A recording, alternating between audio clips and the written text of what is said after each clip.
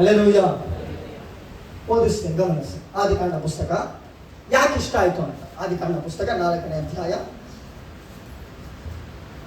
5ನೇ ವಚನ. ಯೆಹೋವನು ಹೇಬೆಲನನ್ನು ಅವನ ಕಾಣಿಕೆಯನ್ನು ಫಸ್ಟ್ ಏನ್ ಬಂತು? ಯೆಹೋವನು. ಓದಿ ಬದಲು. ಯೆಹೋವನು ಹೇಬೆಲನನ್ನು ಅವನ ಕಾಣಿಕೆಯನ್ನು ಮೆಚ್ಚಿ. ಫಸ್ಟ್ ಹೇಬೆಲ್ ಅಂತ ಬಂತ, ಕಾಣಿಕೆ ಅಂತ ಬಂತ. ಫಸ್ಟ್ ನೀನ್ ಇಷ್ಟ ಆಗ್ಬೇಕು ದೇವರಿಗೆ, ಅವಾಗಲೇ ನಿನ್ ಕಾಣಿಕೆ ಇಷ್ಟ ಆಗೋದು. ಹಲ್ಲೆಲೂಯಾ. ಯೆಹೋವನು ಹೇಬೆಲನನ್ನು ಅವನ ಕಾಣಿಕೆಯನ್ನು ಮೆಚ್ಚಿ. ಹೇಬೆಲನನ್ನು ಅಂದ್ರೆ ಅದು ಇಂಪಾರ್ಟೆಂಟ್ ಅಂತ ಅರ್ಥ, ಹೌದಾ ಇಲ್ಲ? ಆ ಪ್ರಥಮ ಫಲ ರಕ್ತ ಏನ್ ದೇವ್ರ ಹತ್ರ ಇಲ್ದೇ ಇರೋದ? ಏನ್ ದೇವ್ರ ಹತ್ರ ಇಲ್ದೇ ಇರೋದ? ಅಲ್ಲ, ನೀನ್ ಇಷ್ಟ ಆಗ್ಬೇಕು ದೇವ್ರಿಗೆ. ನೀನ್ ಇಷ್ಟ ಆಗಲ್ಲ, ನೀನ್ ಕೊಡೋದು ದೇವ್ರಿಗೆ ಇಷ್ಟ ಆಗ. ಅಷ್ಟು ದೇವ್ರ ಹತ್ರ ಇದ್ರೆ, ದೇವ್ರೆ ನಾನು ನನ್ನ ಸಭೆಗೋ ಸೇವೆಗೋ ಬೆಸ್ಟ್ ಅದನ್ನ ಕೊಡ್ಬೇಕು, ಅದಕ್ಕಿಂತ ಮೊದಲು ನಾನ್ ಬೆಸ್ಟ್ ಆಗ್ಬೇಕು. ನಾನು ಬೆಸ್ಟ್ ಆಗ್ಬೇಕು, ನನ್ನ ಸಭೆಗೆ ನಾನು ಬೆಸ್ಟ್ ಆಗ್ಬೇಕು, ನನ್ನ ಸಭಾಪಾಲಕರ ಕುಟುಂಬಕ್ಕೆ ನಾನು ಬೆಸ್ಟ್ ಆಗ್ಬೇಕು, ನನ್ನ ರಕ್ತ ಸಂಬಂಧಿಗಳಿಗೆ ನಾನು ಬೆಸ್ಟ್ ಆಗ್ಬೇಕು. ಅದಕ್ಕಿಂತ ಮೊದಲು ನಿನಗೆ ನಾನು ಬೆಸ್ಟ್ ಆಗ್ಬೇಕು. ಮೊದಲು ನೀವು ಬೆಸ್ಟ್ ಆದ್ರೆ ನೀವು ಕೊಡೋದು ದೇವರಿಗೆ ಇಷ್ಟ ಆಗತ್ತೆ. ನೀವೇ ಬೆಸ್ಟ್ ಇಲ್ಲ ತಂದಿದ್ದೇನೆ. ಈಗ ನೋಡ್ರಿ, ನನ್ನ ಪ್ರಕಾರ ಈ ಕುರಿಗಳನ್ನ ಬೆಳೆಸೋದು ಈಸಿನೇ, ಅದೇನು ಕಷ್ಟ ಅಲ್ಲ. ಆದ್ರೆ ಬೆಳೆ ಬೆಳೆಯೋದಿದೆಯಲ್ಲ ತುಂಬಾ ಕಷ್ಟ. ಹಲ್ಲೆಲೂಯಾ. ಕಷ್ಟಪಟ್ಟು ಮಾಡಿದ್ದಾನೆ, ಇಷ್ಟಪಟ್ಟು ಮಾಡಿಲ್ಲ. ಏನ್ ಮಾಡಿದಾನೆ? ಕಷ್ಟಪಟ್ಟು ಹೊಲದಲ್ಲಿ ಕೆಲಸ ಮಾಡ್ದ, ಇಷ್ಟಪಟ್ಟು ಕೊಟ್ಟಿಲ್ಲ. ಅದಕ್ಕೆ ಹೇಳ್ತಾ ಇದ್ದೇನೆ, ಓದಿ ಬರೋದು. ಕಾಯಿನನನ್ನು ಅವನ ಕಾಣಿಕೆಯನ್ನು ಮೆಚ್ಚಲಿಲ್ಲ. ಅವನ ಕಾಯಿನನನ್ನು. ಹಾಗಾದ್ರೆ ಫಸ್ಟ್ ದೇವರಿಗೆ ಯಾರು ಇಷ್ಟ ಆಗಿಲ್ಲ? ಕಾಯಿನ. ಅವನು ತಂದಿರೋದೆಲ್ಲ ಇಷ್ಟ ಆಗದೆ ಇರೋದು, ಅವನು ಇಷ್ಟ ಆಗಿಲ್ಲ. ಯಾಕೆ? ಹೇಬೆಲನು ಮಾಡಿದ್ದು ಇಷ್ಟಪಟ್ಟು ಮಾಡ್ದ, ತಂದು ಕೊಟ್ಟಿದ್ದು ಇಷ್ಟಪಟ್ಟು ಕೊಟ್ಟ. ಹಲ್ಲೆಲೂಯಾ. ಕಾಯಿನ ಕಷ್ಟಪಟ್ಟ ನಿಜಾನೆ, ಆದರೆ ಇಷ್ಟಪಡ್ತಂದಿಲ್ಲ. ದೇವರು ರಿಜೆಕ್ಟ್ ಮಾಡೋದು. ಇವತ್ತು ನೀನೇನೋ ಕೊಡ್ತಿದ್ಯಾ ಅನ್ನೋದಲ್ಲ ಇಂಪಾರ್ಟೆಂಟು, ಒಂದು ಒಳ್ಳೆ ಮನಸ್ಸಿಂದ ತಂದಿದ್ಯಲ್ಲ ಅದು ದೇವರನ್ನ ಬಿಡೋದಿಲ್ಲ. ಅದು ದೇವರನ್ನ ಬಿಡೋದಿಲ್ಲ. ಒಂದು ಸತ್ಯ ಹೇಳ್ತೇನೆ, ಆಲಯಕ್ಕೆ ನೀವು ಕೊಡೋದು, ದೈವದಾಸರಿಗೆ ಕೊಡೋದು, ದೇವರ ರಾಜ್ಯಕ್ಕೆ ಕೊಡೋದು, ನನ್ನ ದೇವರು ಸಾಲಗಾರನಲ್ಲ. ಅದನ್ನ ತಲೆಮಾರುಗಳವರೆಗೆ ಕೊಟ್ಟು ಸಮೃದ್ಧಿಯಿಂದ ಆಶೀರ್ವದಿಸುವಂತ ದೇವರಾಗಿದ್ದಾನೆ. ನಾನು ನೀವು ಸಭೆಗೆ ಕೊಡ್ರಿ, ಪಾಲಕರಿಗೆ ಕೊಡ್ರಿ, ಅದು ಮಾಡ್ರಿ ಅಂತ ನಾನು ಹೇಳಲ್ಲ. ನೀನು ಬೆಸ್ಟ್ ಆಗಿದ್ರೆ ನೀನು ಮಾಡೋದೆಲ್ಲ ಬೆಸ್ಟ್ ಆಗಿರುತ್ತೆ. ಅಷ್ಟು ನೀನ್ ಸರಿಯಾಗು, ತದನಂತರ ನಿನ್ನ ಕಾಣಿಕೆನ ದೇವರು ಮೆಚ್ತಾರೆ. ಅರ್ಥ ಆಯ್ತಾ? ಇದು ಔಟ್ ಆಫ್ ಟಾಪಿಕ್, ಇದು ಬೇರೆ ಮೆಸೇಜ್ ಎಲ್ಲೋ ಹೋಗ್ತಾ ಇದೆ, ಅಲ್ಲಿಗೆ ಹೋಗೋದ್ ಬೇಡ. ಮತ್ತೆ ನಮ್ಮ ಟಾಪಿಕ್ಗೆ ಬರೋಣ. ಆಮೇಲೆ ಏನ್ ನಡೀತಾ ಇದೆ? ಒಬ್ಬರು ಏನ್ ತಂದಿದ್ದಾನೆ? ಹೊಲದ ಬೆಳೆ. ಇನ್ನೊಬ್ಬ ಏನ್ ತಂದಿದ್ದಾನೆ? ಕುರಿ. ಓಕೆ, ಈಗ ಯಾರ ಬೆಲೆ ಇಷ್ಟ ಆಯ್ತು? ಯಾರ ಕಾಣಿಕೆ ಇಷ್ಟ ಆಯ್ತು? ಹೇಬೆಲನನ್ನು ಅವನ ಕಾಣಿಕೆಯನ್ನು. ಫಸ್ಟ್ ಇಷ್ಟ ಆಗಿದ್ದು ಯಾರು? ನಂತರ ಇಷ್ಟ ಆಗಿದ್ದೇನು? ಫಸ್ಟ್ ನಾವೆಲ್ಲ ದೇವರಿಗೆ ಇಷ್ಟ ಆಗೋಣ, ಆಮೇಲೆ ನಾವು ತಂದ ಕಾಣಿಕೆಗಳು ದೇವರಿಗೆ ಇಷ್ಟ ಆಗಲಿ. ಆಮೇಲೆ ಹೇಳಿ ಜೋರಾಗಿ ಆಮೇಲೆ. ಆಮೇಲೆ ಹೇಳಿದವ್ರ ಜೀವಿತದಲ್ಲೆಲ್ಲ ಇದು ಸಂಭವಿಸಲಿ ದೇವರೇ. ನಿಮ್ಮನ್ನ, ನಿಮ್ಮ ಸಭೆಯನ್ನು ದೇವರು ಧಾರಾಳವಾಗಿ ಆಶೀರ್ವದಿಸ್ತಾರೆ. ಹಲ್ಲೆಲೂಯಾ. ಹಲ್ಲೆಲೂಯಾ. ಈಗ ಗಮನಿಸ್ರಿ, ಈಗ ದೇವರಿಗೆ ಹೇಬೆಲ ಇಷ್ಟ ಆದ, ಅದನ್ನ ಕಾಣಿಕೆ ಇಷ್ಟ ಆಗ್ಬಿಡ್ತು. ನನಗೆ ಕೋಪ ಬಂತು. ಏನ್ ಬಂತು? ಜೋರಾಗಿ ಹೇಳ್ರಿ, ಏನ್ ಬಂತು? ಇನ್ನು ಸ್ವಲ್ಪ ಜೋರಾಗಿ, ಏನ್ ಬಂತು? ಯಾರ್ಯಾರೆಲ್ಲ ಮನೆಯಲ್ಲಿ ಕೋಪದವರು ಇದ್ದಾರೋ ಅವರೆಲ್ಲ ಚೆನ್ನಾಗಿ ವಾಕ್ಯ ಕೇಳಿ. ಏನ್ ಬಂತು? ಕೋಪ ಬಂತು. ಈ ಕೋಪ ಬಂದಂತ ಮೋಶೆ ಕಾನಾನ್ಗೆ ಹೋಗ್ಲಿಲ್ಲ. ಎಲ್ಲಿಗೆ ಹೋಗ್ಲಿಲ್ಲ? ಸಭೆಗೆ ಬಂದಿದ ತಕ್ಷಣ ಪರಲೋಕ ರಾಜ್ಯಕ್ಕೆ ಹೋಗ್ತೇನೆ ಅಂತ ಅನ್ಕೋಬೇಡಿ. ಕೋಪನ ಹತೋಟಿಯಲ್ಲಿ ಇಟ್ರೆ ಮಾತ್ರ ಪರಲೋಕ ರಾಜ್ಯಕ್ಕೆ ಹೋಗಕ್ಕಾಗೋದು. ಆಮೇಲೆ ನಾನು ದೇವ್ರ ಹತ್ರ ಕ್ಲೋಸು, ನಾನು ದೇವ್ರ ಹತ್ರ ಮಾತಾಡ್ತೇನೆ. ಮೋಶೆ ಏನೇನೆಲ್ಲ ಅನ್ಕೊಂಡ, ಏನಾಯ್ತು? ಕಾಲ ನೋಡಕ್ಕಾಗಿಲ್ಲ. ಯಾಕೆ? ಕೋಪ ಹಿಡಿದು ಬಿಡ್ದು ಅವನ್ನ. ಈ ಕಾಲಿನರಿಗೆ ಏನ್ ಬಂತು? ಕೋಪ ಬಂತು. ಕನ್ನಡ ಬೈಬಲ್ ಅಲ್ಲಿ ಹೇಬೆಲನನ್ನ ಅರಣ್ಯಕ್ಕೆ ತೆಗೆದುಕೊಂಡು ಹೋದಂತ ಬರ್ದಿದೆ, ಆದ್ರೆ ಬೇರೆ ಬೇರೆ ಬೈಬಲ್ ಅಲ್ಲಿ ಹೊಲ ಅಂತ ಬರ್ದಿದೆ. ಏನಂತ ಬರ್ದಿದೆ? ಹೊಲ ಅಂತ ಬರ್ದಿದೆ. ಬೇರೆ ಬೇರೆ ಟ್ರಾನ್ಸ್ಲೇಷನ್ ಬೈಬಲ್ಗಳಲ್ಲಿ ಹೊಲ ಅಂತ ಬರ್ದಿದೆ. ಕನ್ನಡ ಬೈಬಲಲ್ಲಿ ಕೆಲವು ಮಿಸ್ಟೇಕ್ಸ್ ಇರುತ್ತೆ, ಡೋಂಟ್ ವರಿ. ಯಾಕೆಂದ್ರೆ ಪಾಪ ಈ ಟ್ರಾನ್ಸ್ಲೇಷನ್ ಮಾಡೋರು ಆ ಪದ ಯಾವುದೋ ಒಂದು ಹಾಕಿರ್ತಾರೆ. ಯಾಕೆ ಏನೋ ಒಟ್ಟು ನಮ್ಮ ಜನಕ್ಕೆ ಏನು ಮುಟ್ಲಿ, ವಾರ್ತೆ ಮುಟ್ಲಿ ಅಂತ ಮಾಡಿರ್ತಾರೆ. ಆದ್ರೆ ನಾವು ಕೆಲವು ಸಂದರ್ಭದಲ್ಲಿ ಬೇರೆ ಭಾಷೆಗಳು ಓದಕ್ ಬಂದ್ರೆ ಬೇರೆವನ್ನು ನೋಡಿದ್ರೆ ಒಳ್ಳೇದು. ಆಮೇಲೆ ಚೆನ್ನಾಗಿ ಗಮನಿಸ್ತೀವಿ. ಇವ್ನು ಎಲ್ಲಿ ಕರ್ಕೊಂಡು ಹೋದ? ಜೋರಾಗಿ ಹೇಳ್ರಪ್ಪ. ಹೊಲ. ಕನ್ನಡದಲ್ಲಿ ಅರಣ್ಯ ಅಂತಿದೆ, ಬೇರೆ ಬೇರೆ ಬೈಬಲಲ್ಲಿ ಏನಿದೆ? ಹೊಲ ಅಂತಿದೆ. ಈಗ ಕಾಯಿನ ಹೇಬೆಲನ್ನ ಎಲ್ಲಿ ಕರ್ಕೊಂಡು ಹೋದ? ಜೋರಾಗಿ ಹೇಳ್ರಿ, ಎಲ್ಲಿ ಕರ್ಕೊಂಡು ಹೋದ? ಎಂತ ರಹಸ್ಯ ಹೊರಗೆ ತೆಗಿತೀನಿ, ಚೆನ್ನಾಗಿ ಗಮನಿಸಿ. ಕಾಯಿನನು ಹೇಬೆಲನನ್ನ ಹೊಲಕ್ಕೆ ತೆಗೆದುಕೊಂಡು ಹೋದ, ಮರ್ಡರ್ ಮಾಡ್ದ. ಎಲ್ಲಿ ಮರ್ಡರ್ ಮಾಡ್ದ? ಓದಿ ಬ್ರದರ್. ತರುವಾಯ ಕಾಯಿನನನ್ನು ತನ್ನ ತಮ್ಮನಾದ ಹೇಬೆಲನಿಗೆ ಅಡವಿಗೆ ಹೋಗೋಣ ಬಾ ಎಂದನು. ಅಡವಿಗೆ ಬಂದಾಗ ಕಾಯಿನನನ್ನು ತನ್ನ ತಮ್ಮನ ಮೇಲೆ ಬಿದ್ದು ಅವನನ್ನು ಕೊಂದನು. ಎಲ್ಲಿ ಕೊಂದಿದ್ದು? ಏನಪ್ಪ, ಎಲ್ಲಿ ಕೊಂದಿದ್ದು? ಹೊಲದಲ್ಲಿ ಕೊಂದಿದ್ದು. ಹಾಗಾದ್ರೆ ಹೊಲದಲ್ಲಿ ರಕ್ತ ಇದೆ, ಶಾಪದ ರಕ್ತ ಇದೆ. ಯಾವ ರಕ್ತ ಇದೆ? ಜೋರಾಗಿ ಯಾವ ರಕ್ತ ಇದೆ? ಶಾಪದ ರಕ್ತ. ಈ ಶಾಪ ಯಾರ ಮೇಲಿದ? ಅದು ಪರಿಶುದ್ಧವಾದದ್ದೇ. ಯಾಕೆಂದ್ರೆ ನಿಷ್ಕಳಂಕವಾದ ವ್ಯಕ್ತಿ ಸೂಚಿಸಲು ನಿಜಾನೇ. ಆದ್ರೆ ಈ ರಕ್ತ ಯಾರಿಗೆ ಶಾಪವಾಗ್ತಾ ಇದೆ? ಕಾಯಿನನಿಗೆ ಶಾಪವಾದಂತ ರಕ್ತ ಇದು. ಆದ್ರೆ ಈ ರಕ್ತದ ವಿಶೇಷತೆ ಏನಂತಂದ್ರೆ, ಈ ರಕ್ತ ಮೊರೆ ಇಡ್ತಂತೆ. ಈ ರಕ್ತ ಏನ್ ಮಾಡ್ತು? ಏನಂತ ಮೊರೆ ಇಡ್ತೇವೆ? ಜಸ್ಟ್ ನಮ್ಗೆ ಥಿಂಕ್ ಮಾಡಿ, ಏನ್ ಮೊರೆ ಇಟ್ಟಿರ್ಬೋದು ಈ ರಕ್ತ? ಗೊತ್ತಾರ? ಓದಿ. ಯೆಹೋವನು ಕಾಯಿನನನ್ನು ನಿನ್ನ ತಮ್ಮನಾದ ಹೇಬೆಲನನ್ನು ಎಲ್ಲಿ ಎಂದು ಕೇಳಲು ಅವನು, ನಾನರಿಯೆ, ನನ್ನ ತಮ್ಮನನ್ನು ಕಾಯುವವನು ನಾನು ಎಂದು ಉತ್ತರ ಕೊಟ್ಟನು. ಅದಕ್ಕೆ ಯೆಹೋವನು, ನೀನು ಏನು ಮಾಡಿದಿ? ನಿನ್ನ ತಮ್ಮನ ರಕ್ತವು ಭೂಮಿಯ ಕಡೆಯಿಂದ ನನ್ನನ್ನು ಕೂಗುತ್ತದೆ. ಹಲ್ಲೆಲೂಯಾ. ಈಗ ನಿಷ್ಕಳಂಕವಾದಂತ ವ್ಯಕ್ತಿ, ಒಂದು ಒಳ್ಳೆ ವ್ಯಕ್ತಿ, ಹೌದಾ ಇಲ್ಲ? ಅವನ ರಕ್ತ ಸುರಿಸಲ್ಪಡ್ತು. ಈ ರಕ್ತ ಎಲ್ಲಿ ಬಿತ್ತೀಗ? ಭೂಮಿ ಮೇಲೆ ಬಿತ್ತು. ಈ ರಕ್ತ ಬಿದ್ದ ತಕ್ಷಣ ಈ ರಕ್ತ ಭೂಮಿಯಿಂದ ಮೊರೆ ಹೊಡಿತಾ ಇದೆ. ಯಾರಿಗೆ? ಯಾಕೆಂದ್ರೆ ರಕ್ತದಲ್ಲಿ ಜೀವ ಇದೆ. ರಕ್ತದಲ್ಲಿ ಏನಿದೆ? ಈ ರಕ್ತ ಏನಂತ ಮೊರೆ ಇಡ್ತಾ ಇದೆ ದೇವರಿಗೆ? ಹೇಳಿ ನೋಡೋಣ, ಏನಂತ ಮೊರೆ ಇಡ್ತಾ ಇದೆ? ಹೇಳಿ, ಏನ್ ಮೊರೆ ಇಟ್ಟು? ಒಂದು ಕೊಲೆ ಆಗಿದೆ, ಆ ರಕ್ತ ಏನ್ ಮೊರೆ ಇಡ್ಬಹುದು? ಹೇಳಿ, ಏನ್ ಮೊರೆ ಇಡ್ಬೋದು?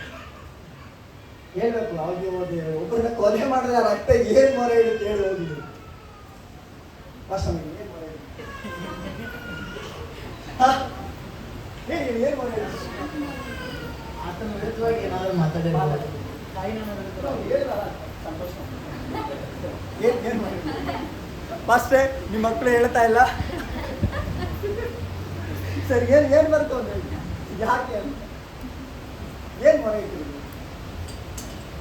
ಆ ಬ್ಲಡ್ ಏನ್ ರಿಕ್ವೆಸ್ಟ್ ಮಾಡ್ತಾರೆ? ಮೌನ ವಹಿಸಿರ್ಬೋದು. ನೆಕ್ಸ್ಟ್ ಏನ್ ಮೊರೆ ಇಟ್ಟಿರ್ಬೋದು? ಏನ್ ಮೊರೆ ಇಟ್ಟಿರ್ಬೋದು?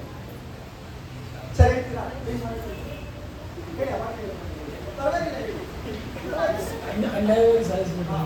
ಏನೋ ಒಂದು ಹೇಳ್ತಾನೆ, ಖುಷಿ ಪಡ್ಬೇಕು ನಾವು. ಹಲ್ಲೆಲೂಯಾ. ಧೈರ್ಯ ತೋರಿಸ್ತಾರಲ್ಲ, ಅದು ಖುಷಿ ಪಡಿ. ನೋಡ್ರಿ, ನಮ್ಮ ಪಾಸ್ಟರ್ ಮಕ್ಕಳು ಧೈರ್ಯ ತೋರಿಸ್ತಾರೆ, ವಿಶ್ವಾಸಿಗಳು ಧೈರ್ಯ ಪಡಿಸ್ತಾರೆ ಅಂದ್ರೆ ನಿಮ್ಮ ಆತ್ಮಿಕ ಮಕ್ಕಳು ಎಷ್ಟು ಸ್ಟ್ರಾಂಗ್ ಇದ್ದಾರೆ. ಹಲ್ಲೆಲೂಯಾ. ಆತ್ಮಿಕ ಮಕ್ಕಳು ಸ್ಟ್ರಾಂಗ್ ಇದ್ದಾರೆ. ಹಲ್ಲೆಲೂಯಾ. ಧೈರ್ಯ ತೋರಿಸ್ಬೇಕು. ಆಮೇಲೆ ನಿಜವಾಗ್ಲೂ ನೀವು ನನಗೊಂದು ಸಂತೋಷ ಇದೆ, ನಿಮ್ಮ ಪಾಸ್ಟ್ರಿಗೆ ನೀವು ಒಳ್ಳೆ ಆತ್ಮಿಕ ಮಕ್ಕಳು ಅನ್ನೋದು ನನಗೆ ತೋರ್ ಬರ್ತಾ ಇದೆ. ಆಮೇಲೆ ಹಲ್ಲೆಲೂಯಾ. ಚೆನ್ನಾಗಿ ಹೇಳಿದ್ರು, ನಾನು ಒಪ್ಕೊಳ್ತೀನಿ, ಇಲ್ಲ ಅಂತ ಹೇಳಲ್ಲ. ಅವ್ರು ಹೇಳಿದ ಅಷ್ಟು ಸ್ಟೇಟ್ಮೆಂಟ್ಗಳಿಗೆ ಒಂದು ಚಾಪಾಳೆ ತಗೊಂಡು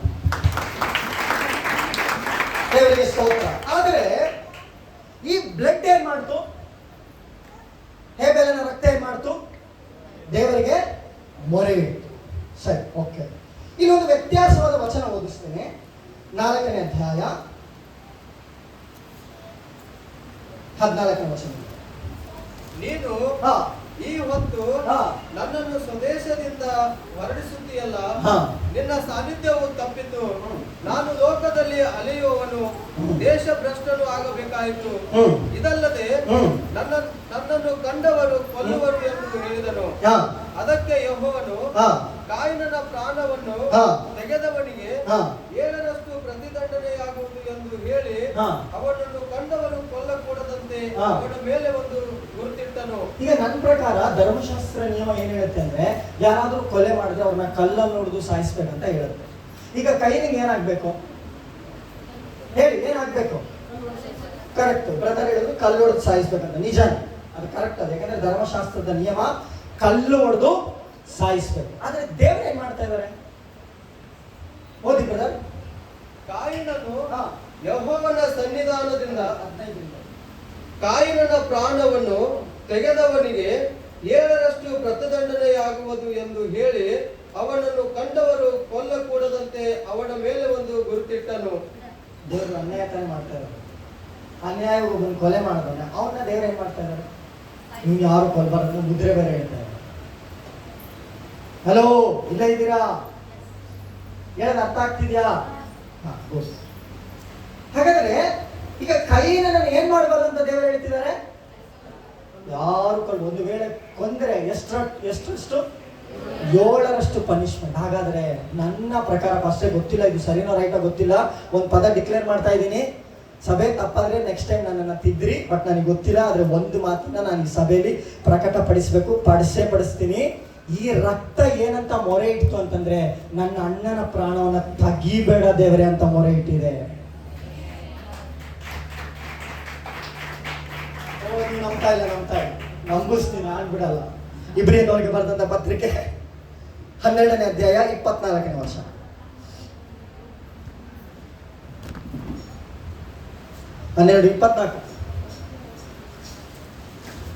ಹೊಸ ಒಡಂಬಡಿಕೆಗೆ ಮಧ್ಯಸ್ಥನಾಗಿರುವ ಯೇಸುವಿನ ಬಳಿಗೂ ಹೇಬೇಲನ ರಕ್ತಕ್ಕಿಂತ ಹಿತಕರವಾಗಿ ಮಾತಾಡುವ ಸುರಕ್ಷಾ ರಕ್ತದ ಬಳಿಗೂ ಬಂದಿದ್ದೀರಿ. ಹಾಗೆ ಯೇಸು ರಕ್ತ ಹೇಬೇಲನ ರಕ್ತಕ್ಕೆ ಕಂಪೇರ್ ಮಾಡ್ಕೊಳ್ತಿದೆ ಅಂತಂದ್ರೆ, ಯೇಸು ರಕ್ತ ಬಂದಿದ್ದು ನಿನ್ ಪರವಾಗಿ ಮಾತಾಡಕ್ಕೆ, ಹೇಬೇಲನ ರಕ್ತ ಅಣ್ಣನ ಪರವಾಗಿ ಮಾತಾಡಿದ್ದು.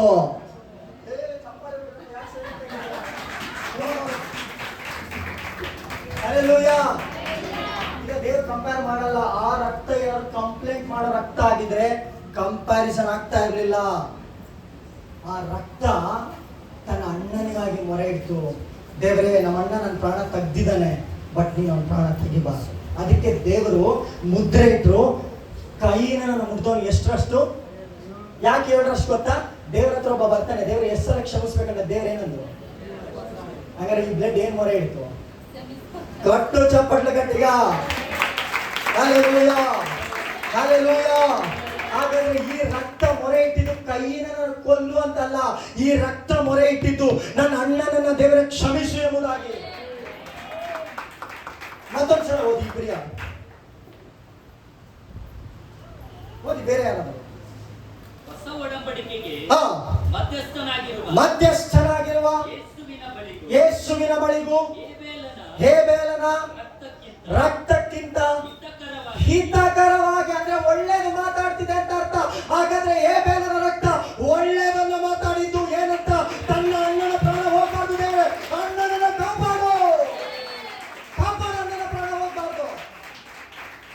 ಅಣ್ಣನ ಪ್ರಾಣ ಹೋಗ್ಬಾರ್ದು, ಅಣ್ಣನ ಪ್ರಾಣ ಹೋಗ್ಬಾರ್ದು ದೇವರೇ. ಅದಕ್ಕೆ ದೇವರು ಹೇಳಿದ್ರು, ಹೌದಾ ಹಂಗಾರೆ 7ರಷ್ಟು ದಂಡನೆ ಆಗ್ಬೇಕು. ಯಾಕೆ? ಕ್ಷಮಿಸೋದು ಎಷ್ಟು? 770. ಏನಿಲ್ಲ, ನೀವು ಯಾರು ಇಲ್ಲ, ನೀವು ಎಷ್ಟು ಸಲ ಕ್ಷಮಿಸ್ಬೇಕು? ಈ 7 ಎಲ್ಲಿಂದ ಬಂತು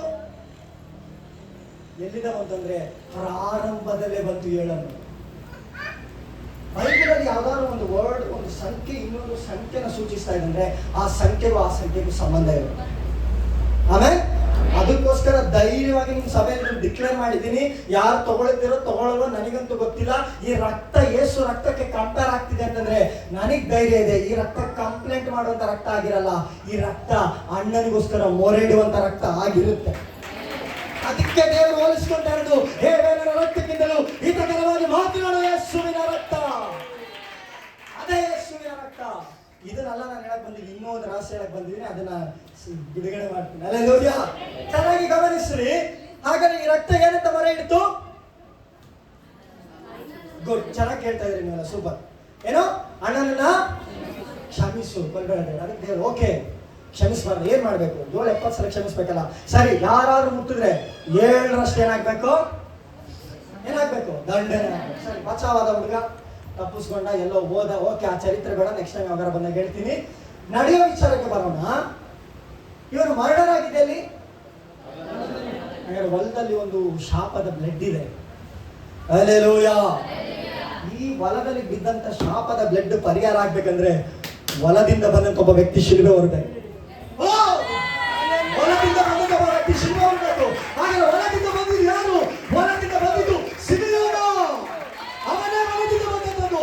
ಅದಕ್ಕೆ ಹೊಲದಿಂದ ಬಂದಂತ ವ್ಯಕ್ತಿ ಶಿಲ್ಬೆನ ಹೋಗ್ತಾ ಇದ್ದಾನೆ. Hallelujah, hallelujah. ಓದೋಣ ಮಾರ್ಕನ ಬರೆದ ಸುವಾರ್ತೆ 15ನೇ ಅಧ್ಯಾಯಕ್ಕೆ ಹೋಗೋಣ. ಓದೋಣ ಅಲ್ಲಿ ಸಿಮಿಯೋನನ ಬಗ್ಗೆ. ಎಲ್ಲಿಂದ ಬರ್ತಾ ಇರೋದು? ಓದ್ರಿ ಸಭೆ.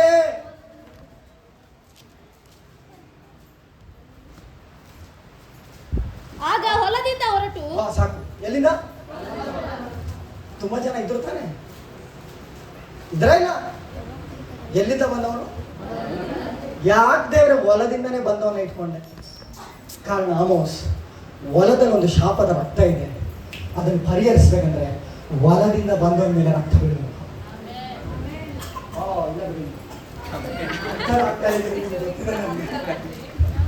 ಹಲ್ಲೆಲೂಯಾ. ಈ ಹೊಲದಿಂದ ಬಂದಂತ ಸಿಮಿಯೋನ, ಇದಿನ್ನೂ ಚರಿತ್ರೆ ತುಂಬಾ ಇದೆ. ನಾನು ಸಾಧ್ಯವಾದ ಹೇಳ್ತೇನೆ, ಬಟ್ ಅರ್ಥ ಮಾಡ್ಕೊಳ್ಳಿ. ಬೈಬಲ್ ಸಮುದ್ರ. ಬೈಬಲ್ ಏನು? ಸತ್ಯ ಕಂಡುಕೊಂಡ್ರೆ ಸತ್ಯ ನೀವು ಬಿಡುಗಡೆ ಮಾಡೋದು. ಇವತ್ತೊಂದು ಸತ್ಯವನ್ನು ಘೋಷಿಸ್ತಾ ಇದ್ದೀನಿ. ನಂಬೋರೆಲ್ಲ ನಂಬಿ ಬಿಡುಗಡೆ ಹೊಂದ್ಕೊಂಡೋಗಿ ಯೇಸು ನಾಮದಲ್ಲಿ.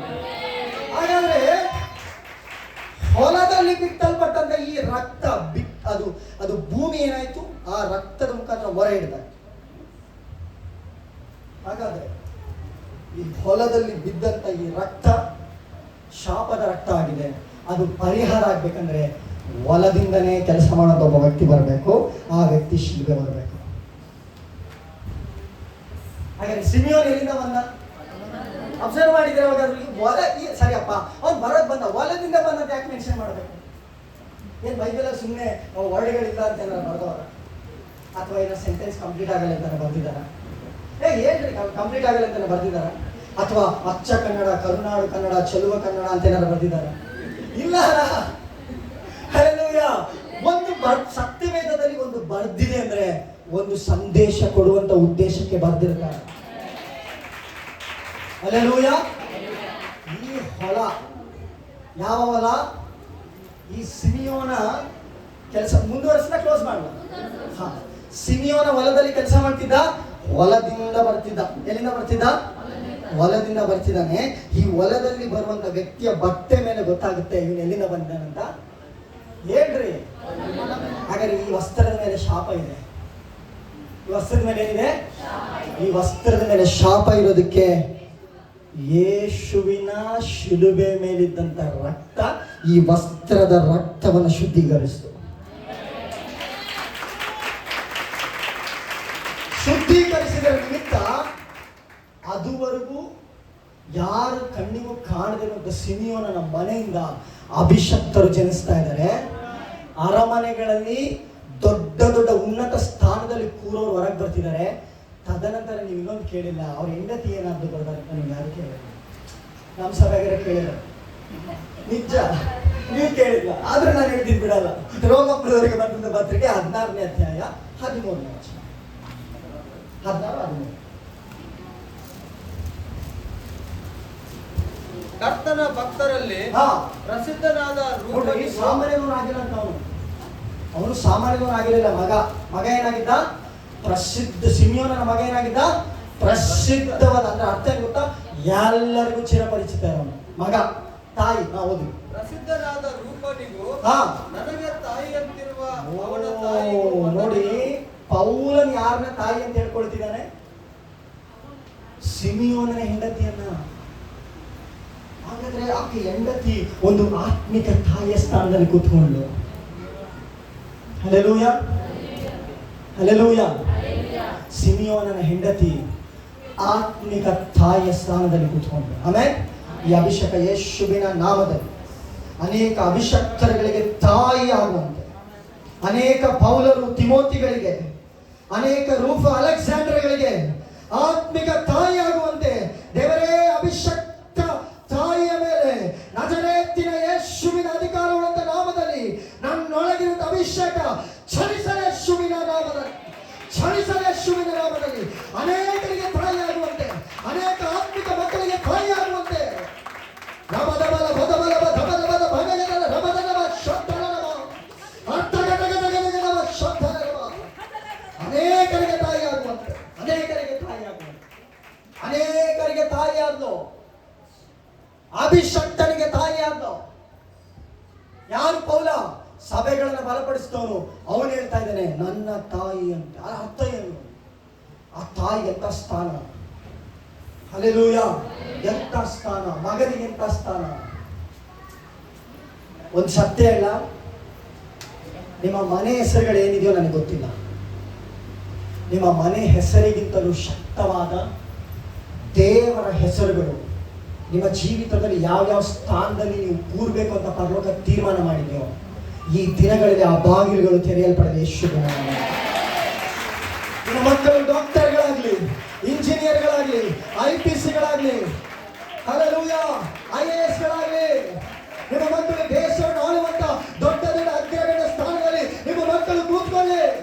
ನಿಮ್ಮ ಮಕ್ಕಳು ಸರ್ಕಾರಿ ಇನ್ಸ್ಪೆಕ್ಟರ್ಗಳಾಗಲಿ, ನಿನ್ನ ಮಕ್ಕಳು ದೊಡ್ಡ ದೊಡ್ಡ ಬಿಸ್ನೆಸ್ ಗಳಾಗಲಿ, ನಿನ್ನ ಮಕ್ಕಳು ದೊಡ್ಡ ದೊಡ್ಡ ಪ್ರಾಡಕ್ಟ್ಗಳನ್ನ ಕಂಡುಹಿಡಿಯಲಿ, ನಿನ್ನ ಮಕ್ಕಳುಗಳು ಸೈಂಟಿಸ್ಟ್ಗಳಾಗಲಿ, ನಿನ್ನ ಮಕ್ಕಳುಗಳು ಇಂಜಿನಿಯರ್ಗಳಾಗಲಿ, ನಿನ್ನ ಮಕ್ಕಳುಗಳು ಉನ್ನತವಾದ ಸ್ಥಾನಮಾನಗಳಲ್ಲಿ ಕೂತ್ಕೊಳ್ಳಿ. ಕಾರಣ ಯೇಸು ರಕ್ತಕ್ಕೆ ಸಾಧ್ಯ,